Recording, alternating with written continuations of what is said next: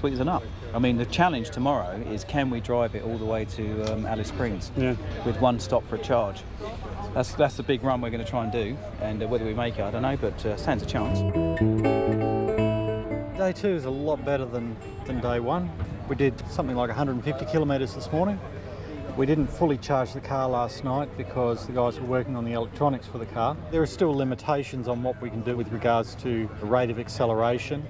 These things aren't inherent problems, they're just teething problems, and we'll sort that out. But we don't have enough equipment out here in the field with us to be able to comprehensively solve these things. So we will run with the car how it is, which is suitable for this race. But once we get it back to Brisbane, we will fix those other little problems. The average speed of the car was around 70 to 75 kilometres per hour, which is around the same speed that the other eco challenge people are doing, because everyone's of course trying to conserve energy or fuel.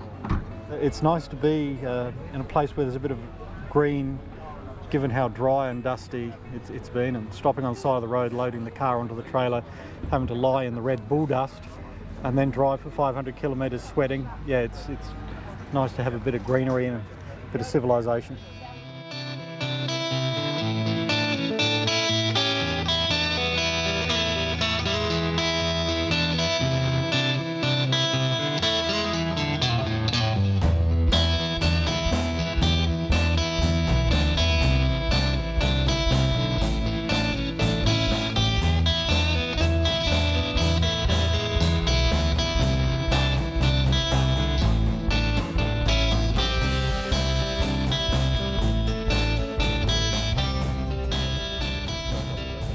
Generator, perfect timing. Forget that then, that's it. Can you believe that? We arrive, generator arrives. Right, let's go. Let's go. We can be on one side, Tesla can be on the other. As I said. This is our charger that we are going to then hook up to the big industrial generator that the Tesla people are using.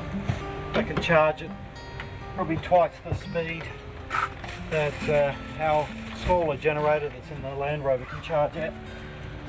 So we've had a really good run today. Firstly in the distance that we've done, secondly in the timing, because we got here just before the generator turned up. The generator's going to be here for approximately 4 hours, so that allows us to get a really good charge in to get all the batteries balanced, so it's basically at its optimal state before we start tomorrow morning. We should be able to achieve 300 kilometres. Just going to reset this and we'll just go down and out, down and up again. My name's Simon Hackett. I run a company called Internode. What I'm doing in this event is running a thing called a Tesla Roadster, the world's first production high-performance sports car that you can see behind me. And part of the exercise for us is to see if we can drive this car successfully from Darwin to Adelaide, and so far we're doing really well with it.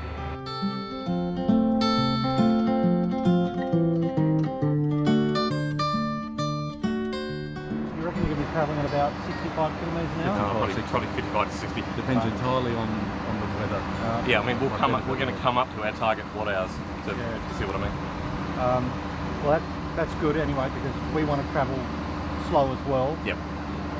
We really want to get 300 kilometres out of that. If we can get 300 kilometres out of this, then that'll be the big label that we hang on. Right, exactly. Yeah, good for 300, you know, every time. Yeah. We go as far as I want to go tomorrow. Just need to get it under 100 watt hours per kilometre, so see if I can do it. And it's just a matter of speed.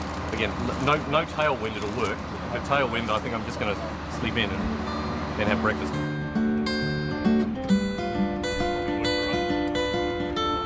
Because it's based on a lease chassis, it's a very tight vehicle. It's got no scuttle shake for being a convertible, and it performs beautifully. You know, it's a sports car. It's actually a sprinter.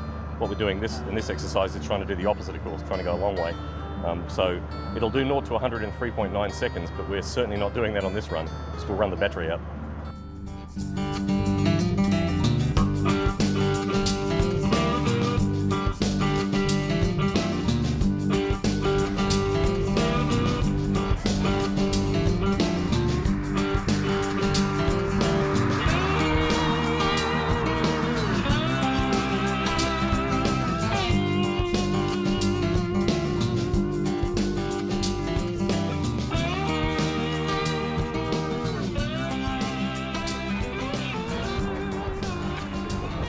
Well, you guys seem to be making every bloody stage. Yeah, well, the car's working great. That car's getting caned. It's yesterday, right? Yeah, we did Adelaide to Melbourne in an electric car, and we had a brunch and an early dinner, and it works. Nuts, isn't Like, it? that's amazing. It all went really smoothly. The car didn't have any glitches. There's the known couple of things that we want to fix. Like if you use the wrong TV aerial on your TV, you won't pick up any reception. I guess that's what's happening in the car. Some parts of the car aren't getting any reception from other parts of the car. I was actually still getting over yesterday, right? Adelaide to Melbourne, in effect. It's in an electric car. And it's actually fun to be out there. We saw the leading solar car go past us in only about 20 k's out of town. This is fantastic. You watch it come up and you're whizzing by. Jeez, Brilliant. I watched him coming up Yeah. here and I'm going, my goodness. Yeah. The cool thing is the evolution, right? The controllers in those solar cars are sitting in that, right? It's scary. And It's scary how close it is now. yep. Okay, we've made it to Alice Springs. We went 240 odd kilometres from Tennant Creek. We drove it in under its own power, through the traffic lights to the Crown Plaza Hotel. Our long range that we did today, 240 kilometres, we were actually doing up at around 80 kilometres an hour. So by reducing the speed, just like with any vehicle, you improve the range. Yeah, very excited for tomorrow. I think we'll do the 300 Ks, but not only that, I think we'll exceed it. So we might even get up to 320, 330 Ks, which is really quite amazing given the size of the battery pack in this car, the technology that we're using. They're not the most advanced batteries to use, but all of these gains have come about because of good design with regards to the motor, the transmission system, and the control electronics. So we're now confident that they're all running at really high efficiency, including its full build, and then being able to come on this race, and so all of the race expenses is somewhere around a $400,000 budget. The Tesla is in the tens of millions of dollars to develop that car. Mind you, that is developing it to a production stage. But the Tesla's had a lot of really clever people and a lot of money put into it. We've only got the clever people and a very, very small budget. No, there's not really rivalry. It would be nice to stick with them as long as possible, but they're two different types of cars on two different development budgets and targeted for two different markets. And really what's good for Tesla is good for us, and what is good for us is good for Tesla. It's the first time I've actually driven a car that I've owned for a year. I never even took one for a test ride before I bought it. I just bought the car, in fact, over the telephone. From a driving perspective, it's like driving a comfortable, modern car, and it's quiet. Tonight, we will take it easy, relax. We've got in early for once. We'll probably give the car a wash. We'll have a few beers, and we'll talk about how happy we are with our results.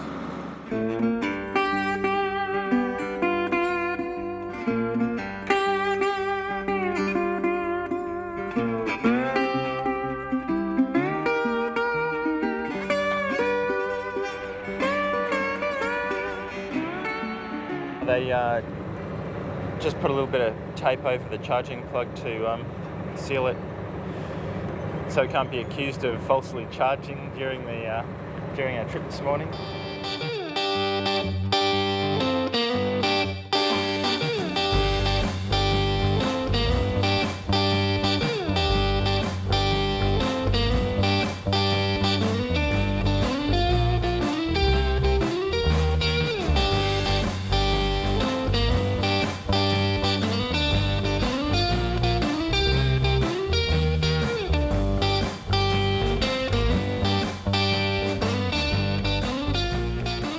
Just done 360 kilometres from Alice Springs across the South Australian border. So we're in northern South Australia now. That's a lot further than we expected that the car could ever do. Really, the car's not designed for this long distance work. Think about it as having a small fuel tank. So the efficiency of the vehicle is really quite astounding. We followed the Tesla up to this point. The Tesla has continued on. They're hoping to exceed 500 kilometres, but they've got a lot larger battery pack. As you're saying, in years to come, people will worship us and worship this spot. In fact, there'll be a pilgrimage to here. this point history was made. It's quite ironic that there's a broken fan belt next to Yeah, it. yeah, that's good actually. That represents the end. the combustion Yeah, engine. that's right. The end of the petrol era and the beginning of the electric era. Carl, get it. Have a swig. Good effort. Good effort.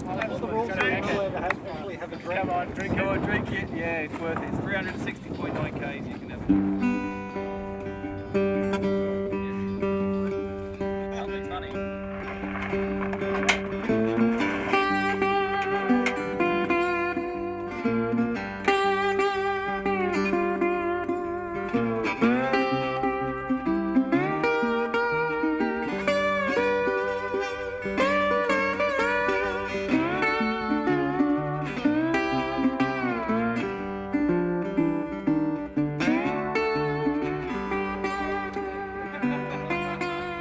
Welcome to Kirk and Petey. This is where you come when your electric car breaks down. When we come to Kilpini, we always go to Crofty. Ben has used his nose, firstly to find a bakery, and the bakery just happens to have three-phase power. And the chaps who run the bakery, certainly friendly enough, helpful enough to let us charge in their bakery. So we're going to get a couple of hours charge here, and then probably go over to the Tesla charger afterwards. There's no bread, pizza sandwich bread like a Crosby's. This is not endorsed by Crust Bakery.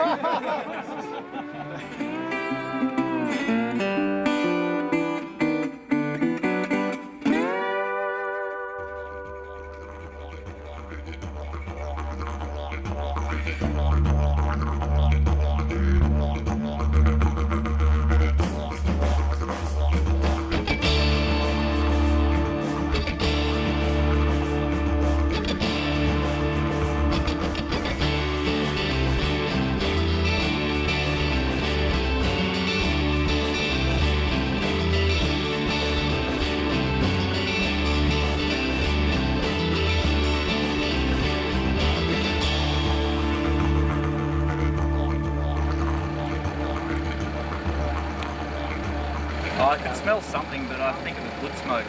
But don't think we got any wood in the car, so it's probably not us.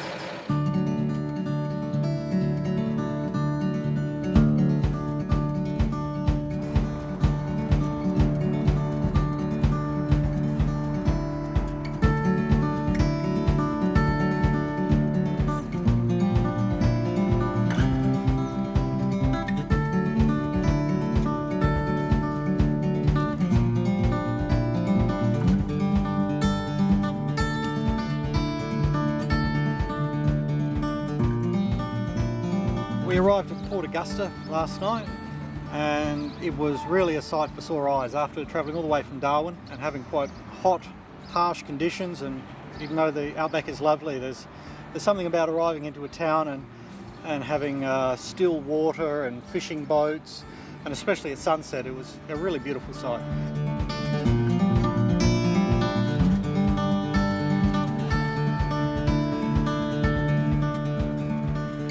We've arrived in Port Wakefield. They just happened to have a three-phase power outlet, and they were nice enough to let us use it. We've actually been amazed at how easy it has been to access power, especially three-phase power, all the way from Darwin to Adelaide. If we had known this, we probably wouldn't have carried around a 200 kilogram diesel generator in the back of the Land Rover. Well, you learn these lessons. We expect to probably be consuming something like 1.5 litres per 100 kilometres if you were to do that in a petrol equivalent. And for a car that weighs 1.5 tonnes, basically the same as a Commodore or a Falcon, it's just phenomenal efficiency. We are data logging all of the information from the computer in the car, so we will know exactly what our top speed, what our average speed, and how many watt hours per kilometre we've been using. Cooper Pete's pretty barren, but around where all the mining's happening is like a lunar landscape, or giant ants live there or something like that. Travelling south from there, you go through wide open spaces around near Woomera. I don't know if any of the crew had actually seen that kind of landscape. Not only Lake Hart, but many of the other salt lakes that you can see across in the distance are really quite a surreal landscape in arid outback Australia. So we're just getting towards the end of the highway part of the trip, so going to make the change to series windings from parallel, which is pretty much like putting it into a lower gear. You get more torque, but you get a lower top speed. A slight oil problem. Oil's just coming out of the breather pipe. Nothing severe, just a little bit messier than we'd like. I'm Caleb Walsh. I'm recently graduated in engineering from the University of Queensland, and I'm working for Tritium. Yeah, the car's been really amazing. I think it's impressed everyone. Great little car. I really like working for Tritium. I've learnt a hell of a lot during my time and on this project, and really feel like I'm getting somewhere. Still high, isn't it? Yep. Nice kite. Oh, look at that. Oh. Like a normal car.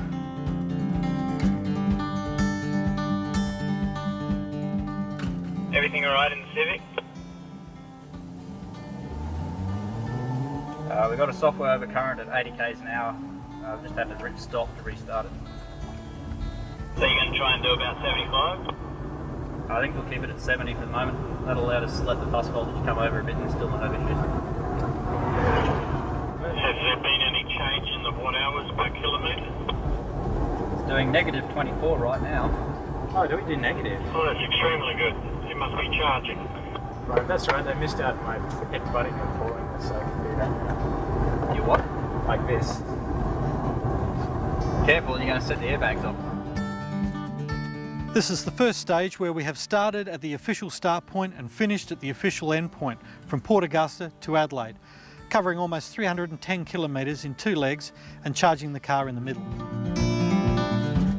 The technology is top rate actually. You only have to compare the performance of their system with the Tesla system to know that it's a top rate system, and it's a case of can they now attract the investment for them to develop that into a fully functioning product. I think it's a testament to the design of the componentry that's in the car at the moment. The fact that we can just plonk it on the road with very limited testing and it all just work together and actually make this race. The car's designed for city driving and 300 kilometres range is well and truly enough for anyone. The Tritium and the Ultramotive guys, they are exceptional engineers, and what they produce is something that is so difficult to do and so clever. Just really respect their abilities. I think they've done a great job. Challenging conditions, low budget, fantastic technology, and they got it working. It's a relief to be here, but I must say, absolutely worn out. So it's a bit hard to enjoy it at the moment. Hot, tired, worn out. It kind of looks strange actually. The car's quite dusty, and I've been watching it intensively driving through the outback and the dust and the dry, and then to see it on green lined city streets, it's kind of a bit strange. It's almost like it doesn't belong here. Unfortunately there's no power supply here to charge up the car. It's a bit crazy. A couple of electric cars in this race, and the organisers don't have any power supply for us here at the marshalling area. Both Tritium and Ultramotive have done a fantastic job, not only in putting the car together, but also in maintaining the car and monitoring all the systems. So yeah, they've worked really hard. It should help with loading the car. Excuse me.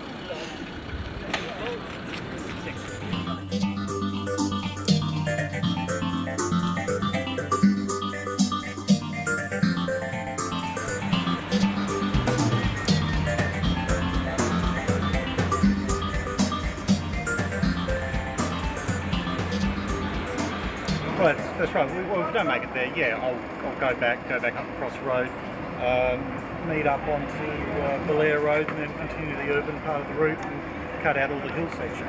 I'm pretty sure we'll make it. It's pretty not important that that you steep. don't have it.